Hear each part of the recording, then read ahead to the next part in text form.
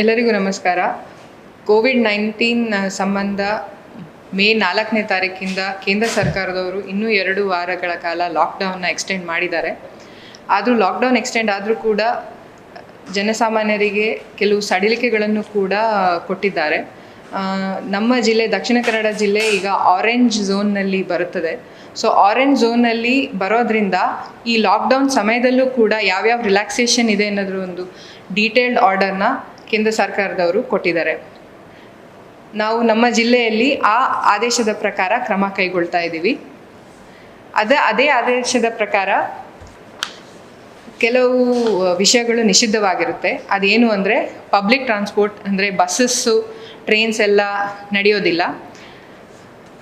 ಆಮೇಲೆ ಯಾವುದೇ ರೀತಿಯಾದ ಕಾಂಗ್ರಿಗೇಷನ್ ಅಂದರೆ ಜನ ಸೇರೋ ಅಂಥ ಯಾವುದೇ ವಿಷಯ ಇದು ಅದು ಕೂಡ ನಡೆಯೋದಿಲ್ಲ. ಮತ್ತು ಮಾಲ್ಸು, ಸಿನೆಮಾಸು, ಜಿಮ್ನೇಷಿಯಮ್ಸ್ ಇರ್ಬೋದು, ಕ್ಲಬ್ಸ್ ಇರ್ಬೋದು, ಇದು ಕೂಡ ಮುಂಚೆನೂ ಕ್ಲೋಸ್ಡ್ ಇತ್ತು, ಈಗಲೂ ಕೂಡ ಕ್ಲೋಸ್ಡ್ ಇದೆ.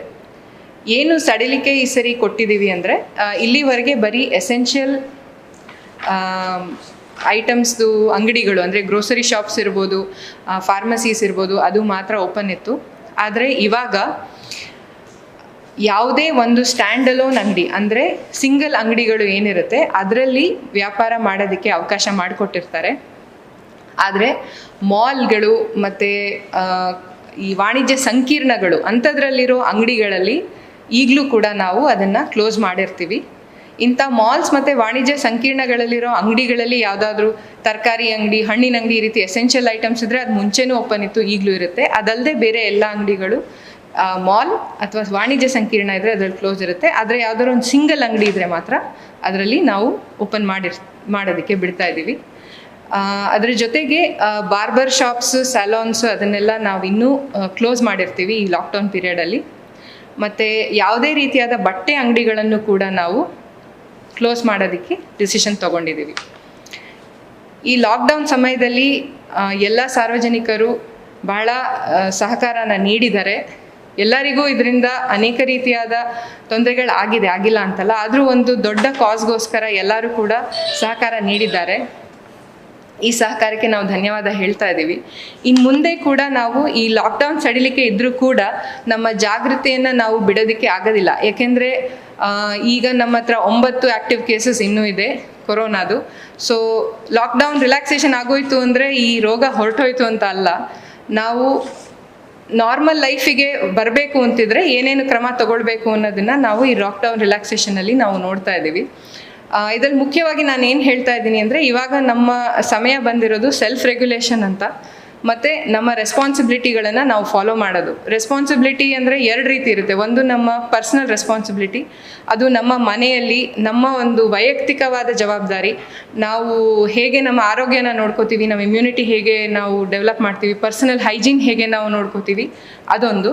ಮತ್ತು ಇನ್ನೊಂದು ಪಬ್ಲಿಕ್ ರೆಸ್ಪಾನ್ಸಿಬಿಲಿಟಿ ಅಂದರೆ ಹೊರಗೆ ಬಂದಾಗ ನಾವು ಹೇಗೆ ಬಿಹೇವ್ ಮಾಡ್ತೀವಿ, ಎಲ್ಲರೂ ಹೋದಾಗ ಕಡ್ಡಾಯವಾಗಿ ಮಾಸ್ಕ್ನ ಧರಿಸೋ ಅಂಥದ್ದು, ಮತ್ತು ಬೇರೆಯವರಿಂದ 1 ಮೀಟರ್ ಡಿಸ್ಟೆನ್ಸ್ ಮೇಂಟೈನ್ ಮಾಡೋ ಅಂಥದ್ದು, ಇದು ಪಬ್ಲಿಕ್ ರೆಸ್ಪಾನ್ಸಿಬಿಲಿಟಿ. ಎರಡನ್ನೂ ನಾವು ಫಾಲೋ ಮಾಡಬೇಕು ಅಂತ ನಾನು ಎಲ್ಲರಲ್ಲೂ ವಿನಂತಿ ಮಾಡ್ತೀನಿ. ಇದ್ರ ಜೊತೆಗೆ ಯಾವುದೇ ಎಂಪ್ಲಾಯರ್ ಇರ್ಬೋದು, ಈಗ ಎಷ್ಟೊಂದು ಪ್ರೈವೇಟ್ ಕಂಪನೀಸ್ ಎಲ್ಲ ಶುರು ಆಗುತ್ತೆ, ಇಂಡಸ್ಟ್ರೀಸ್ ಕೂಡ ಶುರು ಆಗುತ್ತೆ, ಅವ್ರದ್ದು ಕೂಡ ಜವಾಬ್ದಾರಿ ಏನಿರುತ್ತೆ ಅಂದರೆ ಅವ್ರ ಎಂಪ್ಲಾಯರ್ಸ್ ಯಾರ್ಯಾರಿದ್ದಾರೆ ಅವ್ರದ್ದು ಒಂದು ಕಾರ್ಯಕ್ಷೇತ್ರದಲ್ಲೂ ಕೂಡ ಈ ಎಲ್ಲ ನಿಯಮಗಳನ್ನು ಫಾಲೋ ಮಾಡಬೇಕು. ಎಲ್ಲೂ ಕೂಡ ಕ್ರೌಡಿಂಗ್ ಆಗೋದಕ್ಕೆ ಬಿಡಬಾರ್ದು. ಎಲ್ಲೇ ಕ್ರೌಡಿಂಗ್ ಆದರೂ ನಾವು ಕಟ್ಟುನಿಟ್ಟಿನ ಕ್ರಮವನ್ನು ಕೈಗೊಳ್ತೀವಿ ಅಂತ ನಾನು ಹೇಳಲಿಕ್ಕೆ ಇಷ್ಟಪಡ್ತೀನಿ. ಈ ಲಾಕ್ಡೌನ್ ರಿಲ್ಯಾಕ್ಸೇಷನ್ ಏನೇ ಇದ್ರೂ ಕೂಡ ಅದು ನಮ್ಮ ಕಂಟೈನ್ಮೆಂಟ್ ಝೋನಿಂದ ಹೊರಗೆ ಮಾತ್ರ. ಕಂಟೈನ್ಮೆಂಟ್ ಝೋನ್ ನಿಮಗೆ ತಿಳಿದಿರೋ ಹಾಗೆ ಯಾವುದೇ ಒಂದು ಪಾಸಿಟಿವ್ ಕೇಸ್ ಬಂದಿದ್ರೆ ಅದ್ರ ಸುತ್ತ ನಾವು ಇಯರ್ ಮಾರ್ಕ್ ಮಾಡಿರ್ತೀವಿ. ಅಲ್ಲಿ ಯಾವುದೇ ರೀತಿಯಾದ ಆ್ಯಕ್ಟಿವಿಟೀಸ್ ಕೂಡ ನಡೆಯಲ್ಲ. ಸೊ ಏನೇ ರಿಲ್ಯಾಕ್ಸೇಷನ್ ಇದ್ರೂ ಅದು ಕಂಟೈನ್ಮೆಂಟ್ ಝೋನ್ ಹೊರಗಡೆ ಮಾತ್ರ ಇರುತ್ತೆ. ಇದ್ರ ಜೊತೆಗೆ ನಮ್ಮ ಜಿಲ್ಲೆಯಲ್ಲಿ ಈಗ ಬೇರೆ ಡಿಸ್ಟ್ರಿಕ್ಟ್ಸಿಂದ, ಬೇರೆ ರಾಜ್ಯಗಳಿಂದ ಜನರು ಬರುವಂತಹ ಒಂದು ಪ್ರಕ್ರಿಯೆ ಶುರು ಆಗುತ್ತೆ ಅಂತ ರಾಜ್ಯ ಸರ್ಕಾರದಿಂದ ನಮಗೆ ತಿಳಿದು ಬಂದಿದೆ. ಅದರೊಟ್ಟಿಗೆ ಬೇರೆ ದೇಶಗಳಿಂದನೂ ಕೂಡ ನಮ್ಮ ಜನರು ಹೊರಗೆ ಇರೋರನ್ನ ಕೇಂದ್ರ ಸರ್ಕಾರದವ್ರು ಏರ್ಲಿಫ್ಟ್ ಮಾಡಿ ಕರ್ಕೊಂಡು ಬರುವ ಸಾಧ್ಯತೆಗಳಿರುತ್ತೆ. ಆ ರೀತಿ ಆದಾಗ ಅವರೆಲ್ಲರನ್ನೂ ನಾವು ಕ್ವಾರಂಟೈನ್ ಮಾಡ್ತೀವಿ. ಮತ್ತು ಕೊನೆಯದಾಗಿ ನಮ್ಮ ಜಿಲ್ಲೆಯಲ್ಲಿ ಆಗಿರುವಂತಹ ಎಲ್ಲ ಘಟನೆಗಳನ್ನು ನೀವು ನೋಡಿದ್ರೆ ನಮಗೆ ಒಂದು ಸ್ಪಷ್ಟವಾಗಿ ತಿಳಿತಾ ಇದೆ. ಅದು ಯಾವುದೇ ವ್ಯಕ್ತಿ ಅವರಿಗೆ ಇಮ್ಯುನಿಟಿ ಮುಂಚೆಯಿಂದನೇ ಕಡಿಮೆ ಇದ್ದರೆ, ಬೇರೆ ಯಾವುದಾದ್ರು ರೋಗಗಳಿಗೆ ಅವರು ತುತ್ತಾಗಿದ್ದರೆ ಅಥವಾ ಅವರಿಗೆ ವಯಸ್ಸಾಗಿದ್ದರೆ ಅಂಥವರಿಗೆ ತುಂಬ ಜಾಸ್ತಿ ಎಫೆಕ್ಟ್ ಆಗಿರೋದು ನೀವು ನೋಡಿದ್ದೀರಾ. ಆದ್ದರಿಂದ ನಮ್ಮ ಮನೆಯಲ್ಲಿ ಯಾವುದೇ ವಯಸ್ಕರಿದ್ದರೆ ಅಥವಾ ಅವ್ರಿಗೆ ಯಾವ್ದಾದ್ರು ಆಲ್ರೆಡಿ ಯಾವ್ದಾದ್ರು ರೋಗಗಳಿಂದ ಅವ್ರು ತುತ್ತಾಗಿದ್ರೆ ಅವರಿಗೆ ನಾವು ಹೆಚ್ಚು ಕಾಳಜಿ ಕೊಡೋಣ. ಅವರು ಸುಮ್ಮನೆ ಮನೆಯಿಂದ ಹೊರಗೆ ಬರೋದು ಬೇಡ. ತುಂಬ ಅನಿವಾರ್ಯವಿದ್ದರೆ ಮಾತ್ರ ಅಂಥವ್ರು ಮನೆಯಿಂದ ಹೊರಗೆ ಬನ್ನಿ. ಲಾಕ್ಡೌನ್ ರಿಲ್ಯಾಕ್ಸೇಷನ್ ಆಯಿತು ಅಂದ ಕಾರಣಕ್ಕೆ ಎಲ್ಲರೂ ಸುಮ್ಮನೆ ಅನಾವಶ್ಯಕವಾಗಿ ಸುತ್ತಬೋದು ಅಂತ ಇಲ್ಲ. ಈಗಲೂ ಕೂಡ whenever it is absolutely necessary ಆಗ ಮಾತ್ರ ನೀವು ಮನೆಯಿಂದ ಹೊರಗೆ ಬರಬೇಕು ಅಂತ ನಾನು ಕೋರ್ಕೋತೀನಿ. ಎಲ್ರಿಗೂ ನಮಸ್ಕಾರ. ಲಾಕ್ಡೌನ್ 3ನಲ್ಲಿ ಸಾಕಷ್ಟು ಸಡಿಲಿಕ್ಕಿದೆ, ಹೊರಗೆ ಎಲ್ಲರೂ ಬರ್ಬೋದು ಅನ್ನೋ ಒಂದು ವಾತಾವರಣ ಮೂಡಿದೆ. ಆದರೆ ವಾಸ್ತವಿಕತೆ ಹಾಗಲ್ಲ. ಲಾಕ್ಡೌನ್ 3 ಏನು ನಾಳೆಯಿಂದ ಜಾರಿಗೆ ಬರಲಿದೆ, ಅದರ ಮುಖ್ಯ ಆಶಯ ಏನು ಅನ್ನೋದು ನಾವು ಅರ್ಥ ಮಾಡ್ಕೊಳ್ಬೇಕಾಗ್ತದೆ. ದೇಶದ ಆರ್ಥಿಕತೆ ನಡೀಬೇಕು, ಅದು ನಿಲ್ಲಬಾರ್ದು, ಆರ್ಥಿಕ ವ್ಯವಸ್ಥೆ ಮೇಲೆ ಯಾವುದೇ ವ್ಯತಿರಿಕ್ತ ಪರಿಣಾಮ ಆಗಬಾರ್ದು ಅನ್ನೋದು ಇದರ ಮೂಲ ಆಶಯ. ಹಾಗಾಗಿ ಎಲ್ಲ ರೀತಿ ಎಲ್ಲಿ ಜನಗಳಿಗೆ ಸರಳೀಕರಣಗೊಳಿಸ್ಬೋದು ಅದನ್ನು ಒಂದು ಮನಸ್ಸಿನಲ್ಲಿ ಇಟ್ಕೊಂಡು ಕೇಂದ್ರ ಸರ್ಕಾರ, ರಾಜ್ಯ ಸರ್ಕಾರಗಳು ಈ ಹೊಸ ನಿಯಮಾವಳಿಗಳನ್ನ ರೂಪಿಸಿದೆ.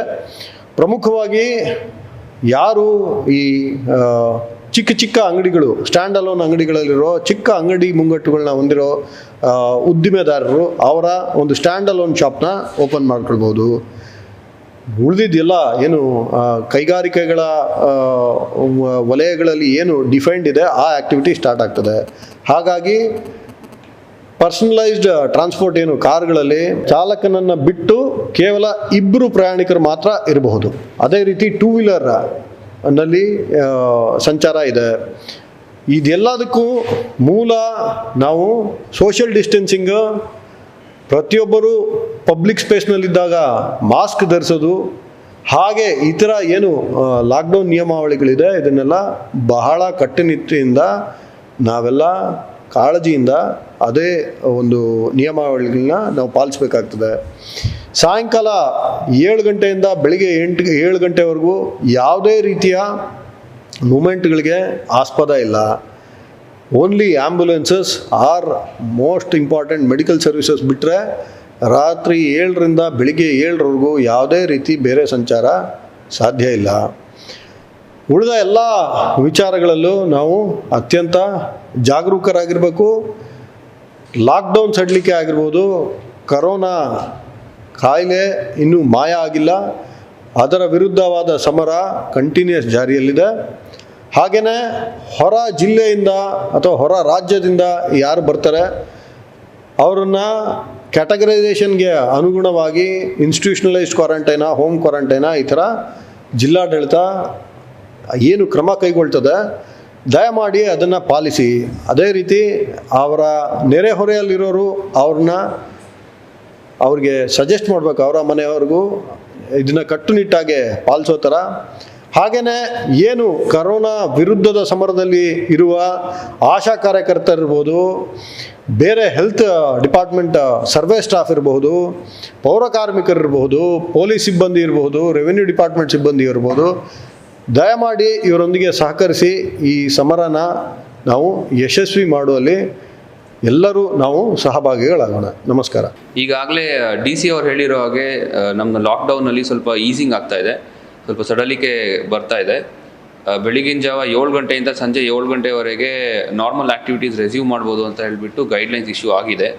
ಬಟ್ ಇದರರ್ಥ ನಮಗೆ ಮೋಸ್ಟ್ ಇಂಪಾರ್ಟೆಂಟ್ ಏನಂದರೆ ಎಲ್ಲರೂ ಕೂಡ ಸೋಷಿಯಲ್ ಡಿಸ್ಟೆನ್ಸ್ ಮೇಂಟೈನ್ ಮಾಡೋದು, ಒಬ್ಬರಿಗೆ ಇನ್ನೊಬ್ಬರ ಮಧ್ಯ ಸಾಮಾಜಿಕ ಅಂತರ ಮೇಂಟೈನ್ ಮಾಡಬೇಕಾಗುತ್ತೆ. ಸೋಷಿಯಲ್ ಡಿಸ್ಟೆನ್ಸ್ ಮೇಂಟೈನ್ ಮಾಡಲಿಕ್ಕೆ ಅಂತ ಹೇಳಿಬಿಟ್ಟು ನಮ್ಮದು ಸ್ಪೆಷಲ್ ಟೀಮ್ಸ್ ಇದೆ, ನಮ್ಮದು ಪೆಟ್ರೋಲ್ ಯೂನಿಟ್ಸ್ ಇರುತ್ತೆ, ಮತ್ತು ಫ್ಲೈಯಿಂಗ್ ಸ್ಕ್ವಾಡ್ಸ್ ನಮ್ಮ ಡಿಪಾರ್ಟ್ಮೆಂಟ್ ಮತ್ತು ಬೇರೆಯವ್ರ ಡಿಪಾರ್ಟ್ಮೆಂಟ್ ಸೇರಿಬಿಟ್ಟು ರೆಡಿ ಮಾಡಿರೋದು ಇದೆ. ಸೊ ಈ ಫ್ಲೈಯಿಂಗ್ ಸ್ಕ್ವಾಡ್ಸ್ ಅವ್ರು ಎಲ್ಲೆಲ್ಲಿ ಸೋಷಿಯಲ್ ಡಿಸ್ಟೆನ್ಸಿಂಗ್ ವೈಲೇಟ್ ಆಗುತ್ತೆ, ಅದು ಕಮರ್ಷಿಯಲ್ ಎಸ್ಟಾಬ್ಲಿಷ್ಮೆಂಟ್ಸ್ ಇರ್ಬೋದು ಅಥವಾ ಪ್ರೈವೇಟ್ ಎಸ್ಟಾಬ್ಲಿಷ್ಮೆಂಟ್ ಇರ್ಬೋದು ಅಥವಾ ಪಬ್ಲಿಕ್ ಎಸ್ಟಾಬ್ಲಿಷ್ಮೆಂಟೇ ಇರ್ಬೋದು, ಅದನ್ನು ರಿಪೋರ್ಟ್ ಜನ್ರೇಟ್ ಮಾಡಿ ನಾವು ಕಂಪ್ಲೇಂಟ್ ರೇಸ್ ಮಾಡ್ತೀವಿ. ಸೊ ಯಾರ್ಯಾರು ಈ ಥರ ಅವ್ರ ಎಸ್ಟಾಬ್ಲಿಷ್ಮೆಂಟ್ಸಲ್ಲಿ ಆಗ್ತಾ ಇದೆ, ಅದೇನಾದ್ರು ಕಮರ್ಷಿಯಲ್ ಎಸ್ಟಾಬ್ಲಿಷ್ಮೆಂಟ್ಸ್ ಇದ್ದರೆ ಅವ್ರದ್ದು ಟ್ರೇಡ್ ಲೈಸೆನ್ಸ್ನ ಕ್ಯಾನ್ಸಲ್ ಮಾಡಲಿಕ್ಕೆ ನಾವು ಸ್ಟೆಪ್ಸ್ ತೊಗೋತಾ ಇದ್ದೀವಿ. ಅದೇ ರೀತಿ ಕಂಪ್ನಿಗಳು ಅಥವಾ ಫ್ಯಾಕ್ಟ್ರಿಗಳಲ್ಲಿ ಇದೇನಾದ್ರು ಕಂಡು ಬಂದರೆ ಆ ಫ್ಯಾಕ್ಟ್ರಿ ಶಟ್ ಡೌನ್ ಮಾಡಲಿಕ್ಕೆ ಕೂಡ ನಾವು ಕ್ರಮ ಕೈಗೊಳ್ತಾ ಇದ್ದೀವಿ. ಮತ್ತು ಇದನ್ನ ಬಿಟ್ಟು ನ್ಯಾಷನಲ್ ಡಿಸಾಸ್ಟರ್ ಮ್ಯಾನೇಜ್ಮೆಂಟ್ ಆ್ಯಕ್ಟ್ ಪ್ರಕಾರ ಸೆಕ್ಷನ್ 51, 52 ಮತ್ತು 55 ಅಡಿ ಯಾರ್ಯಾರು ನಾವು ಹೇಳಿರೋ ಆರ್ಡರ್ಸ್ನ ಉಲ್ಲಂಘನೆ ಮಾಡ್ತಾರೆ ಅವರಿಗೆ 1 year ಪನಿಷ್ಮೆಂಟ್ ಇದೆ. ಮತ್ತು ಯಾರ್ಯಾರು ರೂಮರ್ ಸ್ಪ್ರೆಡ್ ಮಾಡ್ತಾರೆ ಸುಳ್ಳು ವದಂತಿ ಅವ್ರಿಗೆ ಕೂಡ 1 year ಪನಿಷ್ಮೆಂಟ್ ಇದೆ. ಸೊ ಯಾರ್ಯಾರು ಈ ಥರ ಬೇಡದೇ ಇರೋ ಕೆಲಸಗಳಲ್ಲಿ ಕೈ ಹಾಕ್ತಾರೆ ಅವ್ರ ಮೇಲೆ ನಾವು ಬಹಳ ಸ್ಟ್ರಿಕ್ಟಾಗಿ ಆ್ಯಕ್ಷನ್ ತೊಗೋತೀವಿ. ಮತ್ತು ಈಗ ಆಲ್ರೆಡಿ ಹೇಳಿರೋ ಹಾಗೆ ನಮ್ದು ಇಂಟರ್ ಡಿಸ್ಟ್ರಿಕ್ಟ್ ಮತ್ತು ಇಂಟರ್ ಸ್ಟೇಟ್ ಟ್ರಾವೆಲ್ ಶುರು ಆಗ್ತಾ ಇದೆ. ಸೊ ಇಂಟರ್ ಡಿಸ್ಟ್ರಿಕ್ಟಿಗೋಸ್ಕರ ನಾವು ಆನ್ಲೈನಲ್ಲಿ ಪಾಸ್ ರೆಡಿ ಮಾಡಲಿದ್ವಿ. ಯಾರಿಗಾನೋ ಪಾಸ್ ಇಶ್ಯೂ ಮಾಡಿಸ್ಕೋಬೇಕು ಅಂದರೆ ನಮ್ಮದು ಆನ್ಲೈನ್ ಇರೋದಕ್ಕೆ ಹೋಗ್ಬಿಟ್ಟು ನಿಮ್ಮದು ಫಾರ್ಮ್ನ ಫಿಲ್ಔಟ್ ಮಾಡಿದರೆ ನಿಮಗೆ within half a day pass issue ಆಗುತ್ತೆ. ಯಾರಿಗಾರೋ ಏನಾದ್ರು ಅಸಿಸ್ಟೆನ್ಸ್ ಬೇಕು ಅಂದರೆ ನಮ್ಮದು ಪೊಲೀಸ್ ಸ್ಟೇಷನ್ಗೆ ಹೋಗಿ ಅವ್ರು ಫಾರ್ಮ್ ಫಿಲ್ ಮಾಡಲಿಕ್ಕೆ ನಿಮಗೆ ಹೆಲ್ಪ್ ಮಾಡ್ತಾರೆ. ಮತ್ತು ಏನಾದ್ರು ಸ್ಪೆಷಲ್ ಕೇಸ್ ಇದ್ದರೆ ಕೂಡ ನಮ್ಮ ಪೊಲೀಸ್ ಸ್ಟೇಷನ್ಗೆ ಹೋಗಿ ಅವ್ರು ನಮ್ಮ ನೋಟಿಸ್ಗೆ ತಂದುಬಿಟ್ಟು ನಿಮಗೆ ಹೇಗೆ ಅಸಿಸ್ಟೆನ್ಸ್ ಕೊಡಬೇಕೋ ಆ ಪ್ರಕಾರ ಅಸಿಸ್ಟೆನ್ಸ್ ಕೊಡ್ತಾರೆ. ಮತ್ತು ಯಾವುದೇ ರೀತಿಯ ಡೌಟ್ ಇರಲಿ ಅಥವಾ ಕ್ಲಾರಿಫಿಕೇಷನ್ ಬೇಕಂದರೆ ನಮ್ಮದು ಕಂಟ್ರೋಲ್ ರೂಮ್ 100ಗೆ ಡಯಲ್ ಮಾಡಿ, ಇಲ್ಲಾಂದರೆ ನಮ್ಮದು ಲೋಕಲ್ ಪೊಲೀಸ್ ಸ್ಟೇಷನ್ಗೆ ಅಪ್ರೋಚ್ ಮಾಡಿ, ಇಲ್ಲಾಂದರೆ 1077 ಕಂಟ್ರೋಲ್ ರೂಮಿಗೆ ಫೋನ್ ಮಾಡಿ ನಿಮ್ಮದು ಕ್ಲಾರಿಫಿಕೇಷನ್ನ ತೊಗೋಬೋದು. ಒಟ್ಟು ಎಲ್ಲರದು ಕೂಡ ಸಹಕಾರ ಇದ್ದರೆ ಮಾತ್ರ ನಾವು ಕೋವಿಡಿಂದ ಸಕ್ಸಸ್ಫುಲ್ಲಾಗಿ ಆಚೆ ಬರಲಿಕ್ಕೆ ಸಾಧ್ಯ. ಸೊ ದಯವಿಟ್ಟು ಕೂಡ ಎಲ್ಲರೂ ನಮ್ಮದು ಗೌರ್ಮೆಂಟ್ ಮತ್ತು ಬೇರೆ ಯಾರ್ಯಾರು ಇದರಲ್ಲಿ ತೊಡಗಿದ್ದಾರೆ ಅವರೆಲ್ಲರ ಜೊತೆ ಕೋಆಪ್ರೇಟ್ ಮಾಡಿ.